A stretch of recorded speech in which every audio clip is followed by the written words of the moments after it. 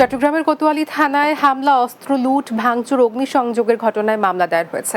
শুক্রবার বিকেলে কোতোয়ালি থানার পরিদর্শক রিপন কুমার দাস বাদী হয়ে মামলা দায়ের করেন।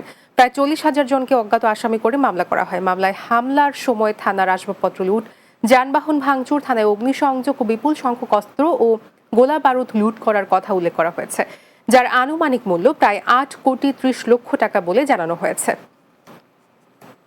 গতকাল থেকে বৃষ্টি না হওয়ায় বন্যার ভয়াবহতা কমতে শুরু করেছে চট্টগ্রামে। হাটহাজারী, ফটিকছড়ি, মিরসরাই ও রাঙ্গুনিয়া উপজেলায় বন্যার পানি বেশ উন্নত না হলেও কিছু কিছু এলাকায় নামতে শুরু করেছে পানি। তবে এখনও পানিবন্দী রয়েছে 10টি উপজেলার 94টি ইউনিয়নের 2.5 লাখেরও বেশি মানুষ।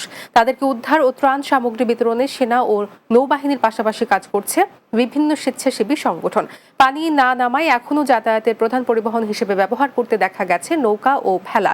এদিকে বন্যা পরিস্থিতিতে ফটিকছড়ি, হাটহাজারী ও রাঙ্গুনিয়ায় 4 জন মারা গেছে।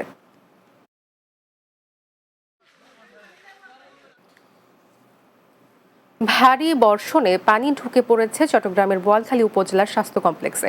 এতে জরুরি সেবা ব্যাহত হচ্ছে। এই সময় চিকিৎসা নিতে দূর দূরান্ত থেকে আসা রোগীরা সমস্যার সম্মুখীন হন। হাসপাতালের ভেতরে বিভিন্ন কক্ষে পানি জমে আছে। পানিতে ভাসছে ডাক্তারদের আসবাবপত্র।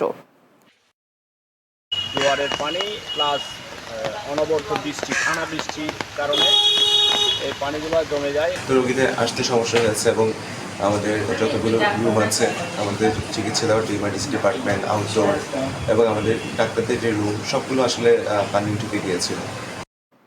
শেষ করব দিনের বাংলা, যার আগে শিরোনামগুলো জানিয়ে দিচ্ছি আরও একবার। শরৎকালের ভয়াবহ বন্যায় বিপর্যস্ত পূর্বাঞ্চলে চরম দুর্দশায় মানুষ। এ পর্যন্ত